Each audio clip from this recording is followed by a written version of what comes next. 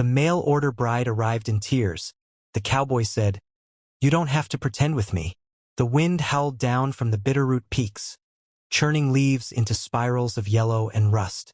Evening shadows stretched long over Tombstone Falls as the first crack of thunder rolled across the valley. At the edge of the old station platform, a stagecoach skidded to a halt in a spray of mud.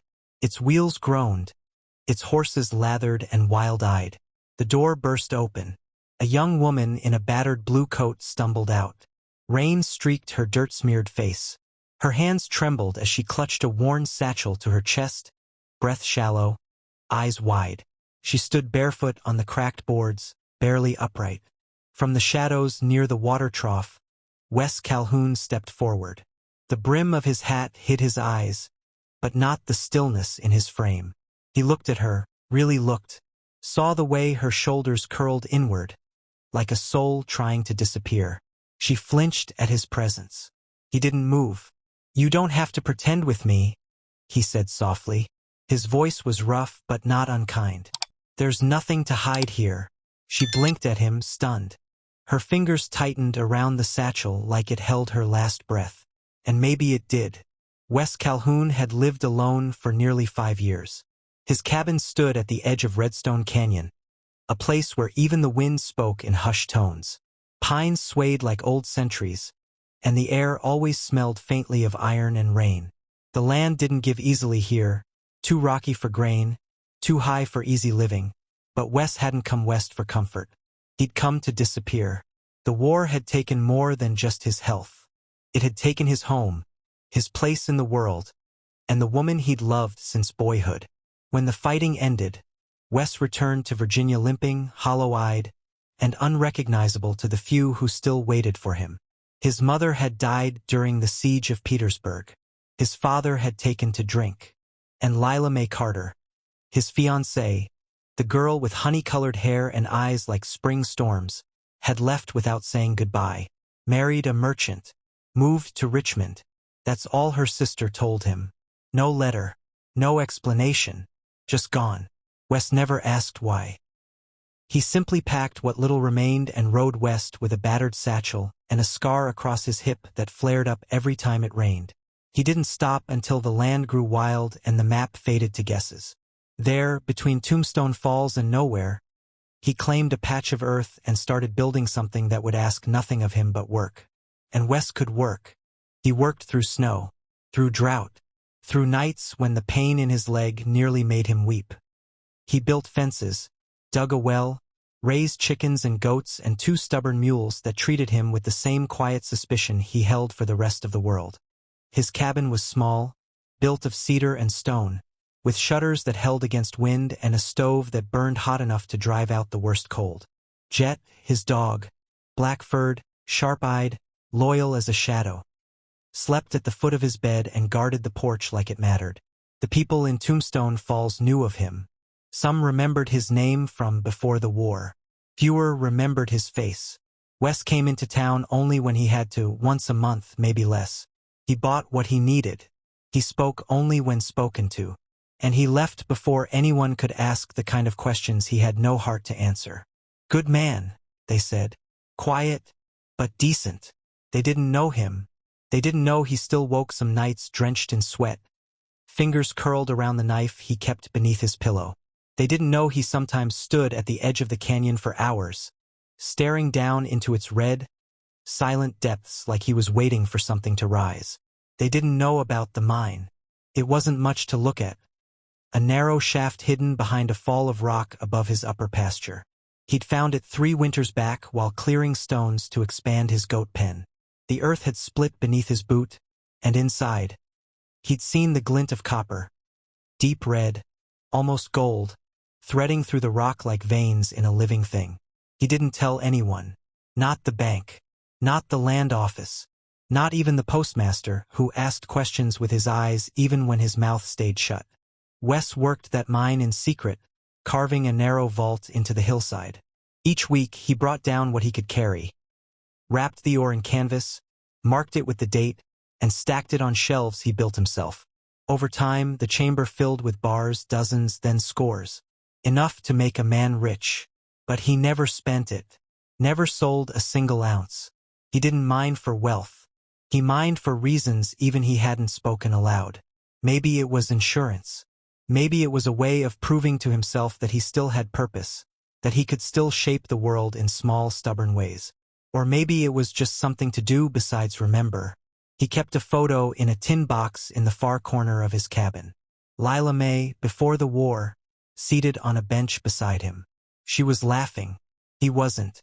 Even then, there'd been something cautious in his expression, like a man who didn't trust good things to last.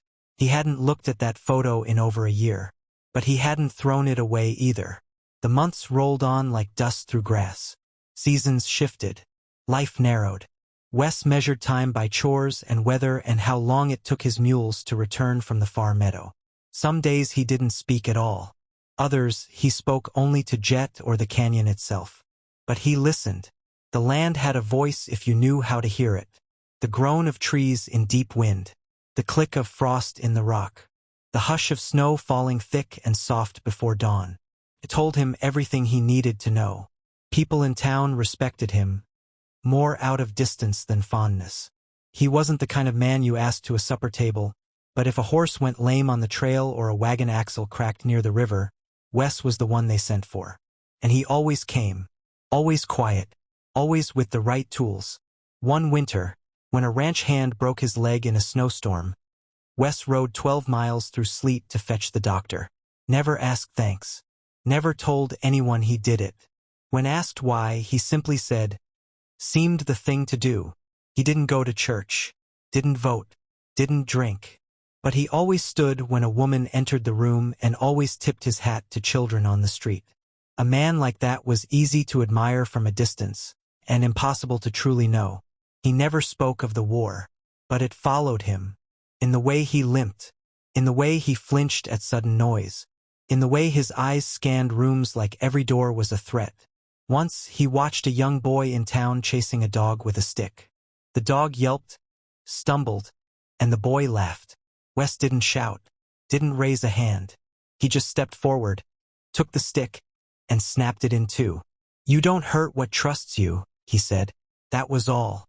The boy never did it again. Some thought him cold. But it wasn't coldness. It was carefulness. A man stitched together by loss can't afford too many seams. And then came the night of the storm. The coach that arrived at dusk.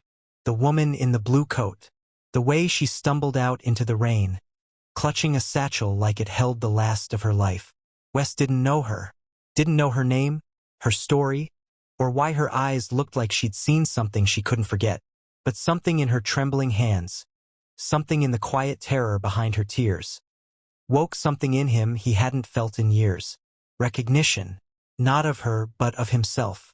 Who he used to be, who he might still become. And maybe, just maybe, a flicker of something more dangerous than fear. Hope. By the time the morning sun pierced through the mist curling along Redstone Canyon, Evelyn Harper had already been awake for hours. She sat at the small kitchen table in Wes Calhoun's cabin, staring into a chipped enamel mug of tea that had long gone cold. Outside, the air still smelled of last night's storm. Wet pine, soaked earth, a sharp scent like burnt iron. Inside, it smelled of firewood and hesitation. Wes moved quietly across the cabin. He fed Jet, folded a blanket, poured water into a tin basin near the door. His presence didn't press against the silence. It filled it gently, like light touching water. He wasn't a man of questions, and that, more than the warmth of the stove or the dry clothes folded neatly for her use, was what Evelyn clung to. She hadn't planned to speak. Not yet. But maybe that was why the words came. "I didn't expect mountains," she said. Wes glanced up. "Most don't. I thought it'd be flatter. More sun. Less heavy." He didn't reply, but he didn't turn away either. Encouragement in his way. "I taught in Boston," she said after a moment. "Third form. Literature, civics, penmanship." A pause. "They let me go. Told me it was for the good of the institution. That's how they said it." Wes didn't ask why. He waited. Evelyn's fingers tightened around the mug. "A student wrote an essay on the rights of women. Not just the right to read or marry or walk home safely, but to choose, to speak, to refuse. He quoted a few sentences I'd read aloud from Mary Wollstonecraft. She let out a breath. The boy's father was a wealthy donor, threatened to pull his endowment, accused me of poisoning his son's mind, said I encouraged immoral ideas, said I was no better than a harlot dressed in schoolteacher's clothes. The bitterness in her voice wasn't sharp. It was dulled from overuse, like a stone worn down by years of current. They dismissed me in front of my students. I was escorted from the building like a thief. No hearing, no chance to explain. And once the paper ran the story, no other school would touch me. She looked at him then. I'm not a harlot. I didn't think you were, Wes said. A long silence followed. I tried to stay in the city, thought I could work in a shop, maybe, but people recognize a face they've seen in print, even if the story was 3 columns deep. So you came west? Evelyn nodded. There was a listing in a church circular. A man seeking a mail-order bride. Said he was building a school in Montana Territory. Needed a teacher. Promised respect and companionship. I didn't answer right away. I tried to find other work. But then I stopped eating. Wes watched her carefully. I told myself I'd start over, she said. That I could leave everything behind and begin again. And I did, for a few days. She looked down at the worn blue coat she still hadn't taken off, even inside the warmth of the cabin. But you can't outrun whispers, she added softly.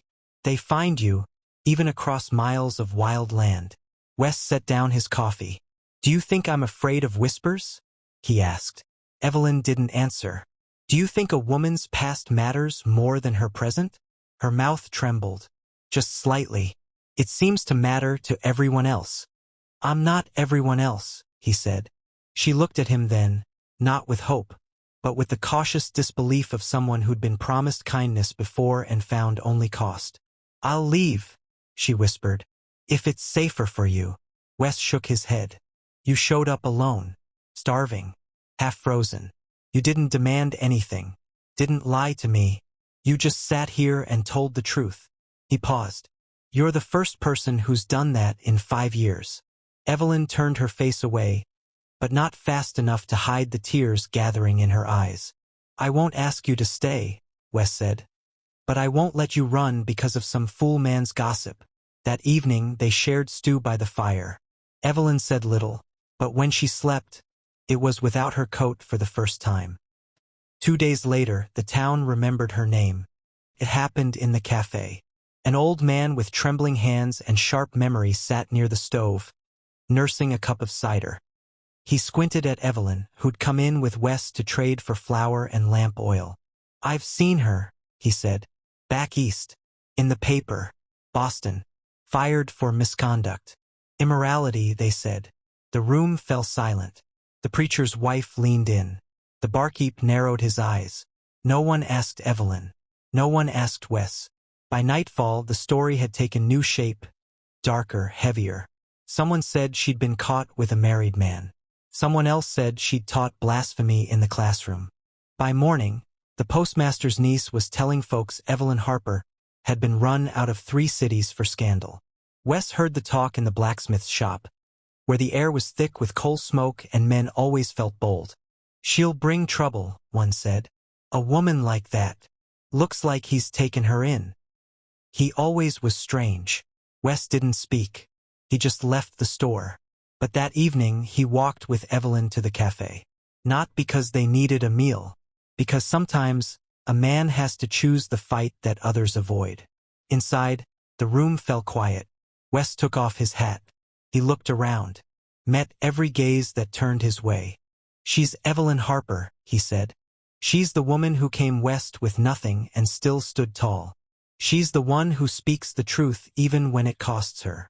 He looked down at Evelyn beside him, then back at the room. Yes, I know her past, he said. And I'm not afraid of it. No one replied. The preacher's wife looked away. The barkeep busied himself with glasses. Only Doc Garrison nodded just once and quietly. Outside, the air smelled of snow. Wes and Evelyn walked home in silence.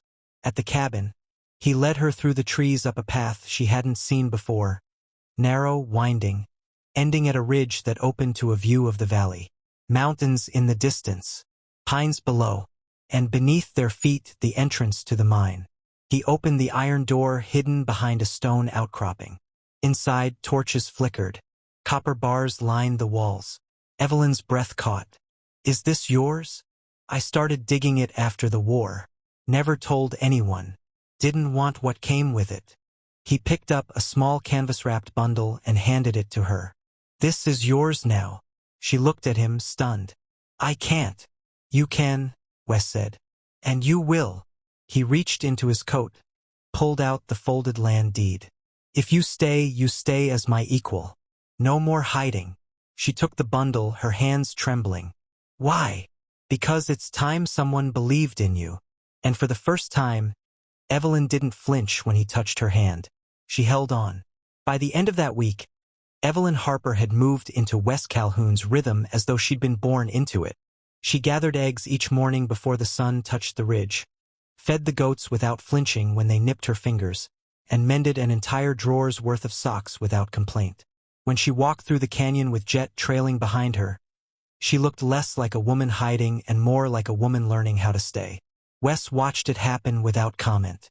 He'd lived alone long enough to know that some changes must unfold without notice, like grass growing or scars fading.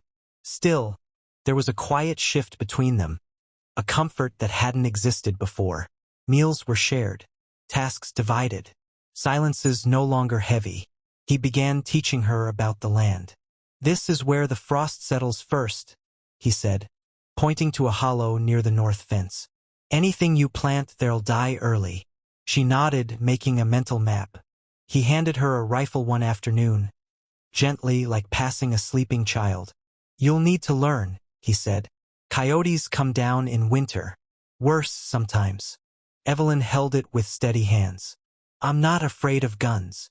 "No," Wes said. "You're not." When he showed her the copper vault again, she didn't ask what it was all for. Instead, she walked the length of the chamber, touching the smooth bars like sacred relics. Then she turned to him and said, "Let's keep this quiet. People kill over less." He nodded. Later that night, under lamplight, he placed the land deed between them. "I want your name on it." She looked at him carefully. "Why?" "Because this place is as much yours now as mine. If you stay, you don't stay in my shadow. You stay beside me." Evelyn's eyes shone. Not with tears, but something fiercer. Dignity. "All right," she said. "I'll stay." But peace rarely settles in for long. A week later, Wes heard the first whispers in town. They came while he was repairing a wagon axle outside the livery. Two ranchers passed behind him, voices low but not low enough. Would have kept her past quiet if he was smart. Or maybe he thinks protecting her makes him look noble. A chuckle. She's got him twisted. That's clear. He turned slowly. The men froze under his stare. Wes didn't speak. He didn't need to. They walked off quickly, but their words lingered. That evening, Evelyn found him on the porch, staring out over the pasture. She handed him a mug of coffee, but he didn't drink it. "They're talking again, aren't they?" she asked. "Yes." She sat beside him. "You want me to go?" Wes turned. "Is that what you want?" "No," she said. "But I won't bring ruin to your life." Wes set the mug down. "I've lived in silence for 5 years, and in all that time, no one ever asked me what I lost. No one knocked on my door to offer comfort. You did." She watched him quietly. He added, "Let them talk. Let them wonder. They've nothing else to do." The next day, Wes walked into the town cafe during lunch, when it was full, when the talk was thickest, and stood near the stove. He spoke clearly, loud enough for every ear. "Yes, I know Evelyn Harper's past, and I'm not ashamed of it. She's braver than any man who hides behind gossip. And if any of you feel the need to say otherwise, you say it to me." No one met his eyes. He left without another word. Afterward, a few in town stopped whispering. Not all, but enough to shift the wind. And for a brief moment it seemed that might be the end of it. Until the sheriff came calling. It was late afternoon. Wes was fixing the hinge on the barn door when he heard hooves crunching gravel on the road. Jet growled low in his throat. Sheriff Thorne wasn't a cruel man, but he was a cautious one. He rode alone, hat pulled low, badge glinting in the light like a threat that hadn't made up its mind yet. He dismounted and tipped his hat. "Wes." "Sheriff." They stood in silence a moment. "I've come about the woman," Thorne said. Wes's jaw tightened. "What about her?" "There's a man in town. Says he's her husband. Name's Wilkes. Claims she stole from him. Ran off with funds from their shared account. He has a warrant, out of New York." Evelyn stepped out of the barn before Wes could answer. Her face was pale but calm. "I'm not his wife anymore," she said. "That was dissolved last year. He knows it." "He has papers," the sheriff said, not unkindly. "And a marshal's seal." "They're forged," she replied. "He's not here for justice. He's here to ruin me." Wes stepped forward. "She's not going anywhere." Thorne exhaled slowly. "Wes, if I don't act, the law will come down on me. You understand that? You tell them I refused. You know what that means." Wes looked him in the eye. "Yes." The sheriff studied him, then nodded once. "I've got 3 days before I'm expected to hand her over. You'd best use them." Then he turned and rode off. That night, Evelyn sat by the fire, staring at the flickering shadows on the wall. "He won't stop," she said. "Even if I prove the divorce. Even if I clear my name. He wants people to believe I'm something they can dismiss." Wes stirred the fire. "Then we don't prove it for him. We prove it for them." "For who?" "The ones watching. The ones who still don't know what to believe." She looked at him. Wes said, "I'll ride to Billings in the morning. I'll wire Boston. The people who know the truth. They'll speak." Evelyn said nothing for a long time. Then, "I've never had someone stand up for me." Wes met her gaze. "You do now." In town, Wilkes stirred trouble like a spoon in a hornet's nest. He showed the warrant to anyone who'd listen, spread stories worse than the ones already spoken. He said she'd taken money, ruined his reputation, fled like a thief. He played the victim, and people, some of them, believed it. By the end of the week, Evelyn's name was back in every conversation. Children whispered it. Wives frowned at her. Men looked the other way when she passed. But Wes didn't waver. He rode to the telegraph office twice a day, sent urgent wires, waited for replies, paid double to make sure they went through.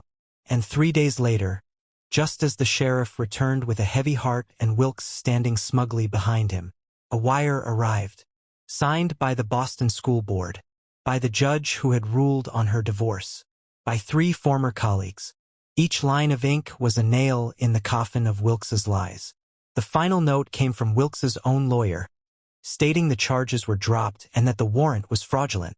Wes held the paper up in the cafe, where half the town had gathered to watch what they thought would be a public arrest. He read it aloud, every word. Then he turned to the sheriff. "Well?" he asked. Sheriff Thorne read the wire himself, then folded it carefully. "No further action," he said. "She's cleared." Wilkes stormed out, red-faced, and never returned to Tombstone Falls. The cafe was silent for a long moment. Then someone clapped, and then another. The sound spread slowly, hesitant, uncertain, until it filled the room like thawed water rushing down a winter creek. Evelyn stood quietly at Wes's side, and for the first time since stepping off that stagecoach, she saw something in their faces that wasn't suspicion. It was respect. Autumn settled hard over Tombstone Falls. The trees flared gold for a moment, then dimmed to ash. Each morning, a colder wind crept down from the mountains, nipping at windowsills and drying the last of the garden soil. Evelyn wrapped herself in a shawl while sweeping the porch, glancing toward the road each time leaves rustled in the wind. It had been nearly a month since the truth about Wilkes had cleared her name, and yet, something in her posture remained taut, like a string stretched too long. Wes noticed. He'd grown used to her presence, her quiet humming while baking bread, the way she always fed Jet first before taking her own plate. He noticed the way she read by firelight, shoulders finally relaxed, fingers no longer clenched. But even peace, it seemed, was a fragile thing. The first sign came in the form of a letter. Sheriff Thorne rode out with it one gray morning. He didn't dismount, just held the envelope toward Wes, frowning. "Boston seal," he said. "Official." Wes took it, broke the wax. Inside, new charges. This time not from Wilkes but his brother, a solicitor in New York. Accusations of fraud, fleeing legal debts, misuse of shared funds. All written in careful legal language. A judge's signature. A copy of an arrest warrant. Wes read it twice. Behind him, Evelyn stepped onto the porch. "It's not over, is it?" "No," Wes said.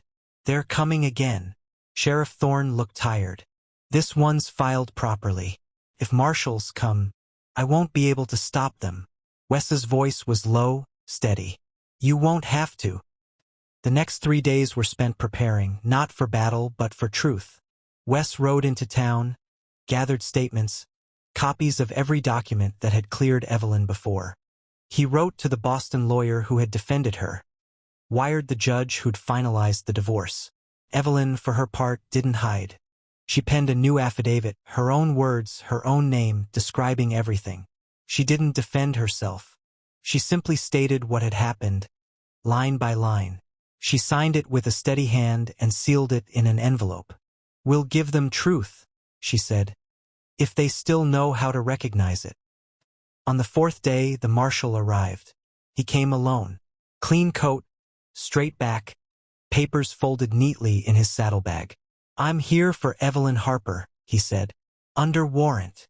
Wes met him at the fence, rifle slung across his shoulder, but not raised. "Do you have extradition clearance from the governor?" Wes asked. The marshal paused. "No, just the warrant." Wes handed him the documents. Evelyn's signed statement, copies of the divorce, a telegram from Boston confirming Wilkes had dropped the charges once before. The marshal read, then read again. Finally, he looked up. "I can't make the arrest without proper state approval." "You'll find no resistance here," Wes said. "Only the truth."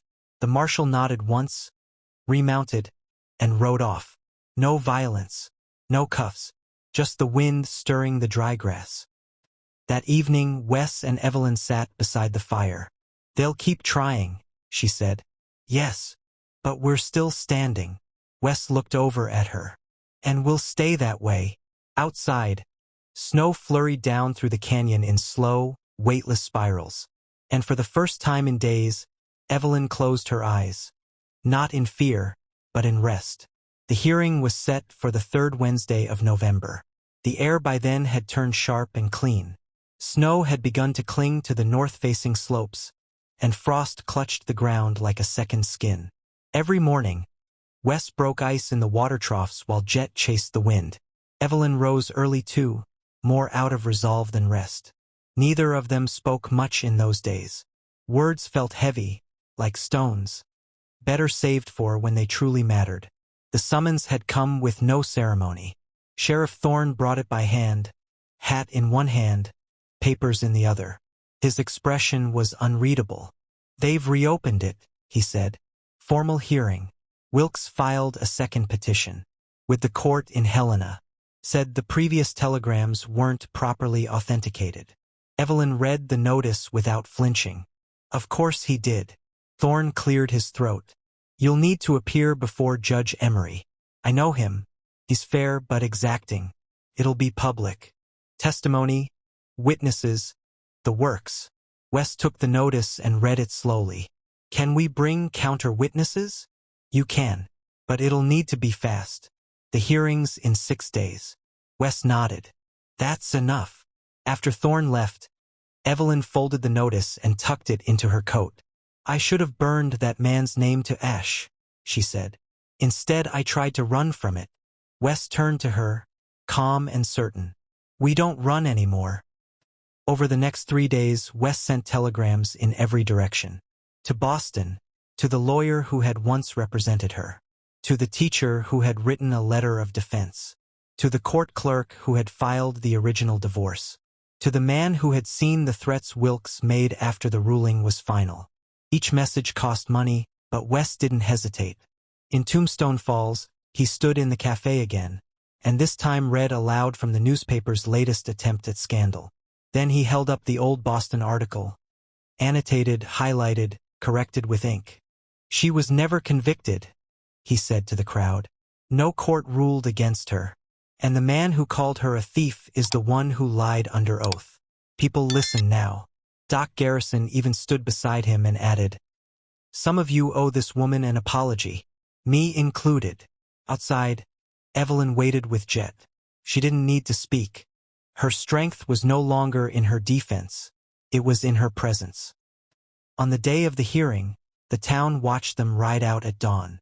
They wore their best. Not fine clothes, but clean, honest ones. At the Helena courthouse, the crowd was larger than expected. Word had spread, not just from Wilkes, but from the papers hungry for a fall from grace. Reporters waited at the steps. Most had pens poised to capture failure. Inside, Judge Emery presided from a raised bench.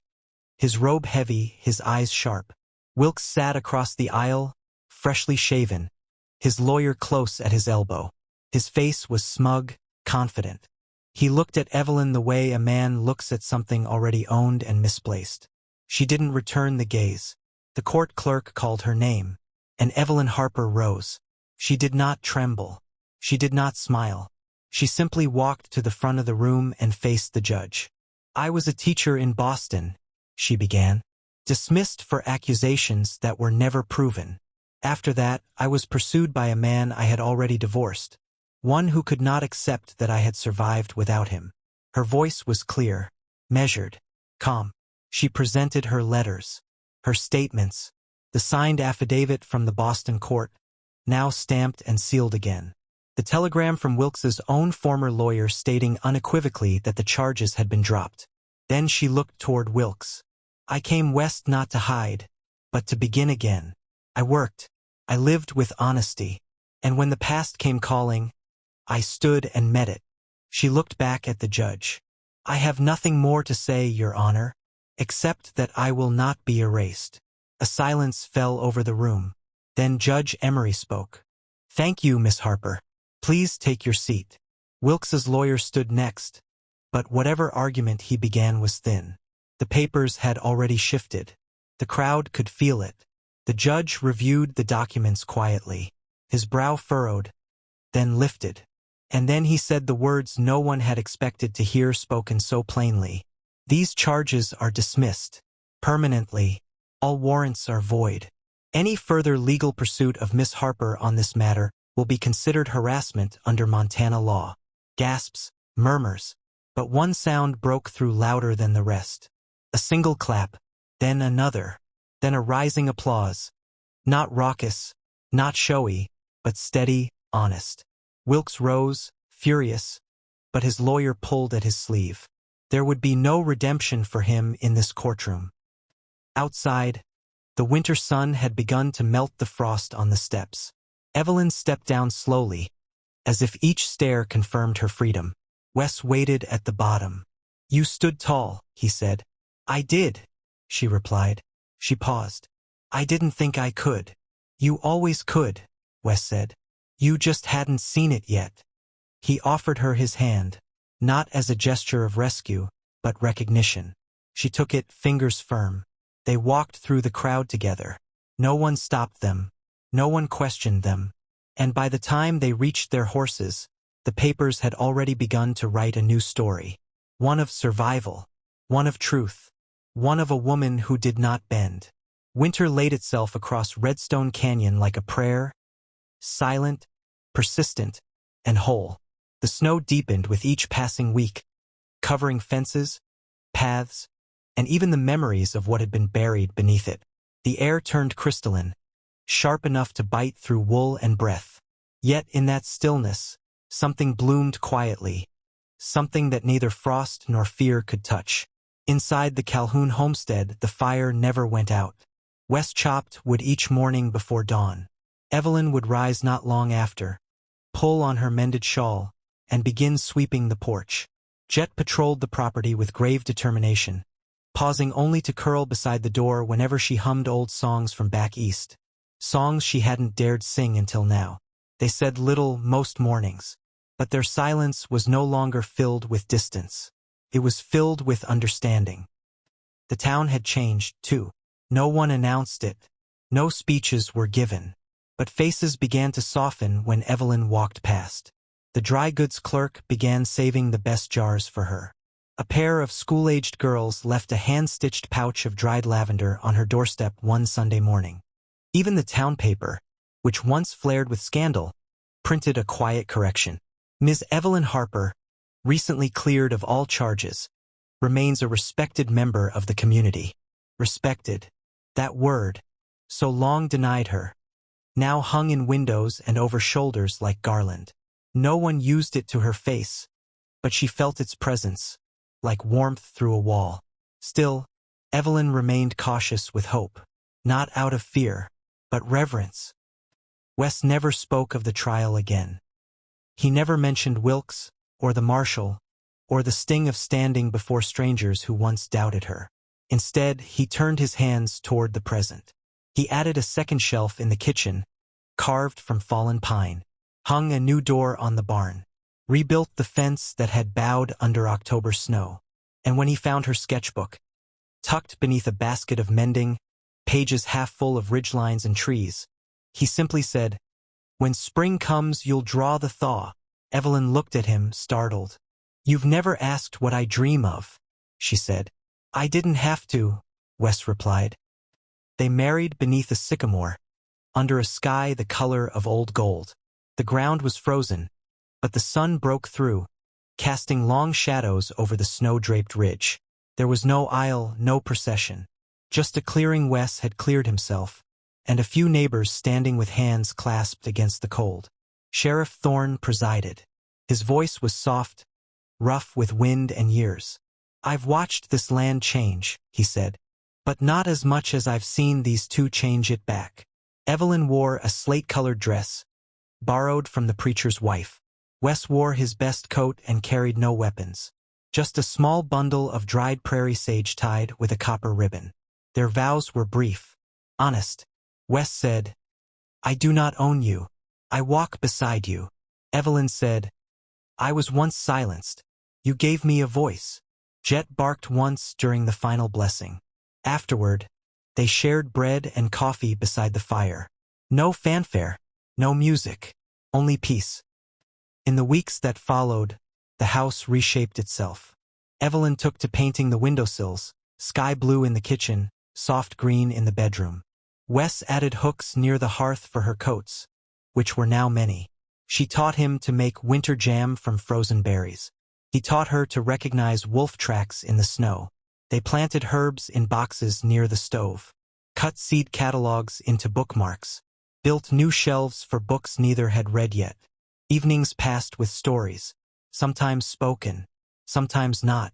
And when storms hit hard, rattling the shutters and cracking the ice on the eaves, they sat close by the fire, and Evelyn would trace her finger over the grain of the table and say, "It's only weather." The mine stayed shut. Wes never reopened it. The copper remained where it lay, tucked into shelves behind a bolted door in the mountain's belly, not because he feared its value, but because he no longer needed what it promised. His wealth now lived in the soft sound of her laughter, the shape of her hand in his, the way she leaned her head on his shoulder when they watched the stars. One night, Evelyn asked him, "Do you ever think about what we left behind?" "I don't," he said, "but I remember it." "Isn't that the same?" "No," he answered. "One weighs you down, the other lets you walk with it." She nodded, and in the firelight, her face looked softer than it had all year. The first thaw came on a Tuesday. A trickle ran down the hill where ice once ruled. Jet barked at the drip, delighted. Evelyn stood on the porch with her sketchbook open, pencil in hand, drawing the shape of water against stone. Wes watched her from the field, shoulders loose, breath steaming in the morning air. When he joined her, she didn't speak at first. She just handed him the sketch. "It's not finished," she said. "No," he agreed, "but it's good." He touched the corner of the page, where she had written in small careful script, "This is home." Evelyn looked out over the land, the rising sun casting gold over the snow. "I thought I'd always be running," she said, "even when I was standing still." "You were," Wes replied, "but you're not anymore." They stood there for a long while, jet curled at their feet. The wind passed gently through the pine, and for the first time in either of their lives, the horizon didn't look like an ending. It looked like rest. It looked like peace. It looked like forever.